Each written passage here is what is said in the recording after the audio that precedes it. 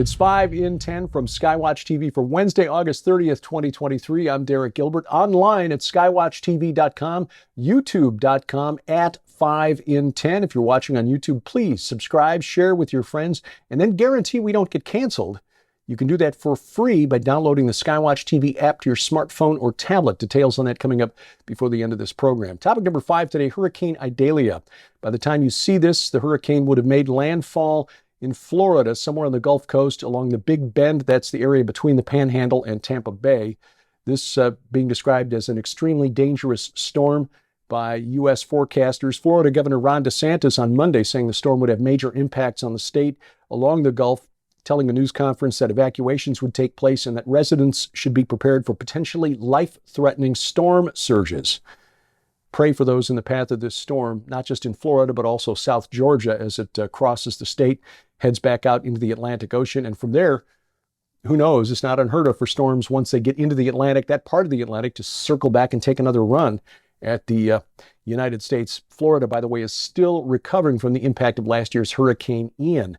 Topic number 4, how many illegal migrants have just been released into the interior of the United States? Just the News, it's justthenews.com, reporting that the Department of Homeland Security knows, but it's not telling. They are refusing to release monthly totals on how many illegal immigrants are released into the United States after encounters with U.S. authorities at the border. They basically cross into the border, turn themselves in, say they're seeking asylum, given a piece of paper, say, here, show up, here's your court date, years in the future, and of course they disappear into the interior. Retired Judge Andrew Arthur, interviewed by justthenews.com, who served for 8 years at the now closed immigration court in York, Pennsylvania, said that Homeland Security keeps track of the total number of migrants released after encounters, but making that data available to the public would be politically damaging to the Biden administration.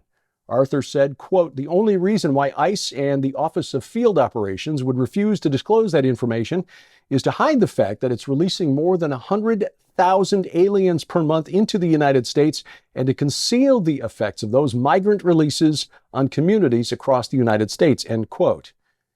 According to a conservative estimate by the Federation for American Immigration Reform, or FAIR, F-A-I-R, at least 2.3 million illegal immigrants have entered the U.S. either because they were released by Customs and Border Patrol or because they eluded apprehension, the so-called gotaways. The number is described as conservative because it's based only on numbers that can be verified by FAIR. Topic number 3, the real estate bubble. We've been telling you that this bubble is getting ready to pop. Some economists warning that it's imminent, but at least one says it's not time to panic just yet. Economist Fred Harrison, who accurately predicted the last 2 global real estate crashes, claims real estate will keep going up in value until 2026 before they come plummeting down. Interesting. This will be after the elections, perhaps even after the midterms in 2026. Anyway, Harrison is pioneer of a theory, the 18-year house price cycle, which claims that a crash only occurs 18 years after the last one began. The last one began around the end of 2007, beginning of 2008, which would make 2026 the beginning of the next cycle. In 2005, he published the book Boom Bust, which successfully forecast the 2007 peak in housing prices and the ensuing crash. His most recent book, We Are Rent, claims that prices will peak in 2026 and that the recession that follows will eclipse the global crash that took place in 2008. The chart behind me showing a graph of housing affordability, with more affordability toward the top of the graph, less affordability at the bottom. As you can see, it kind of peaked here in recent years around 2010, 2011, with a housing affordability index of about 107, 108. Currently, it's at 69.5. Again, housing less affordable right now. The last time it was this low was back in 2007, 2006, 2007, and we know what happened immediately after that. Be prepared. Get yourself out of debt if you can. Topic number 2, Burning Man. And burning gasoline, apparently. Climate activists blocked traffic into the Burning Man festival, the Black Rock Desert in Nevada, on Sunday, causing a standstill. several miles long. You can see a picture from the local news station out in Las Vegas of the line of cars on a 2-lane rural road because climate activists had chained themselves to a trailer that they parked across the roadway. This, however, was quickly remedied when a park ranger in Nevada rammed his truck through the barricade, thereby clearing the road while protesters screamed in horror. They couldn't. Apparently, they've been watching the Just Stop Oil and Extinction Rebellion protests in the UK, where people block the roads and are protected by police. Here in the US, the ranger ran through the barricade and immediately began handcuffing protesters. Videos posted online showed about a half a dozen protesters from a group called Seven Circles blocking this rural road, carrying banners saying, "Burners of the world unite, abolish capitalism, and general strike for climate." Then the video shows a tribal police vehicle, tribal police, driving through the barrier at speed, sending the trailer skidding off the road, and again, protesters screaming. Ranger then telling the protesters, "You better move," and handcuffing those who refused to get off the road. The group said the protest was designed to draw attention to capitalism's inability to address climate's ecological breakdown and meant as a protest against the popularization of Burning Man among affluent people who do not live the stated values of Burning Man, resulting in the commodification of the event, end quote. It's not clear to me how causing a traffic jam several miles long with engines idling to keep people from overheating and dying of heat stroke in the August sun of the Nevada desert helps the climate in any way. But then being liberal means never having to say you're dealing with cognitive dissonance. Anyway, coming up, another classic Joe Biden gaffe. Rewriting history. It's good to be president. That's next on 5 and 10.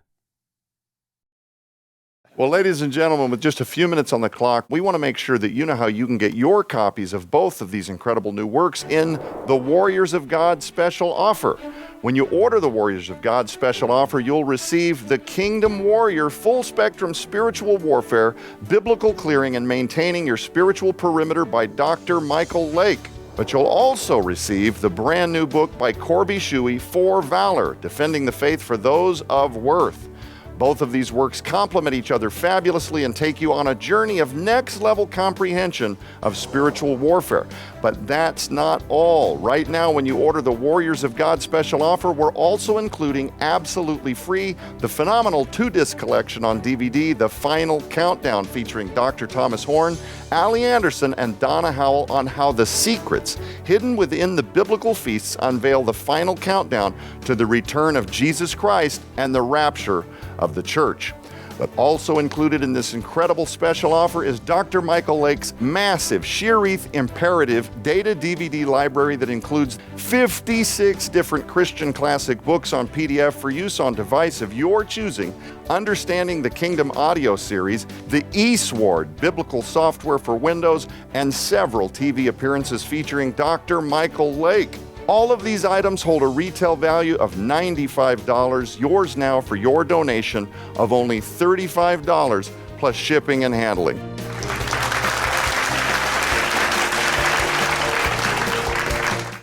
Item number 1 today, another Biden gaffe, and the media just laughs it off. Oh, that's just Joe being Joe.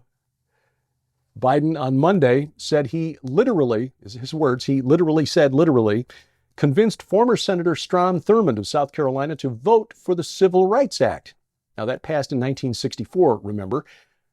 President Biden made this claim while speaking on the 60th anniversary of the founding of the Civil Rights Legal Group, the Lawyers' Committee for Civil Rights Under Law. He said, and I quote, "Pause for just a moment.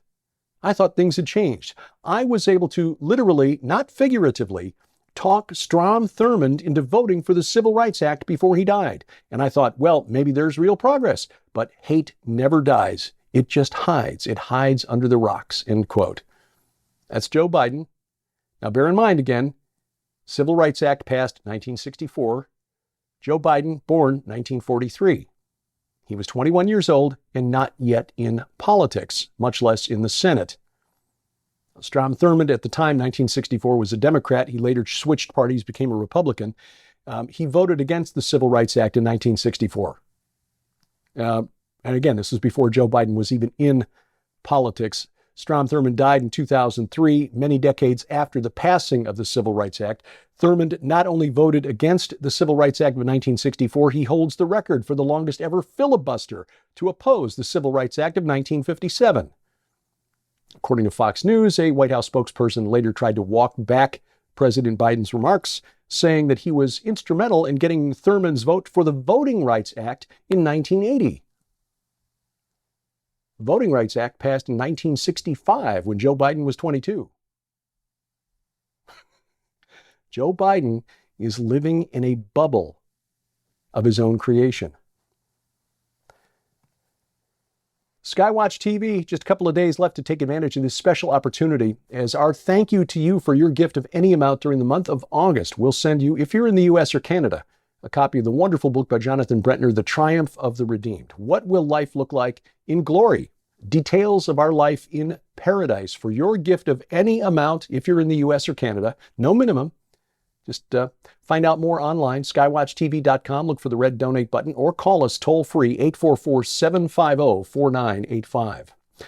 This week on Skywatch TV, we're talking about spiritual warfare, week 4 of our visit with Dr. Michael Lake and Corby Shuey, the authors of the books The Kingdom Warrior and For Valor. We are in a spiritual war, and the world is getting darker, but the light only shines all the brighter by contrast. Find out more by watching this week's program. You'll find our broadcast schedule for the over-the-air program, skywatchtv.com/channels. But that program is available right now at our website, skywatchtv.com. All of our video content is there. You can also watch it right now if you've got Roku or Apple TV and the Skywatch TV app on your set-top box. All of our video content there as well. You can also catch it online at our YouTube channel for the main program, at Skywatch TV Now, or our Rumble channel, rumble.com/SkywatchTV. But better yet, as I said at the top of the program, get our free app. Why? Because this bypasses the gatekeepers of big tech. We don't use their channels to get the programs to you. It comes from a Christian company that developed the app for us and many other ministries you're probably familiar with, and comes right from their servers to your device. So we won't be canceled from our own app. If I start talking again about lockdowns or things of that nature, elections, we won't get yanked from your app. It's available for iOS, Android, and Amazon Kindle Fire phones and tablets. It's absolutely free, and we've got links to the app stores for your device. All of these platforms at skywatchtv.com. You'll find the link in the top menu bar at our website. Thank you for watching as we keep watch. I'm Derek Gilbert, and this is 5 in 10 from Skywatch TV.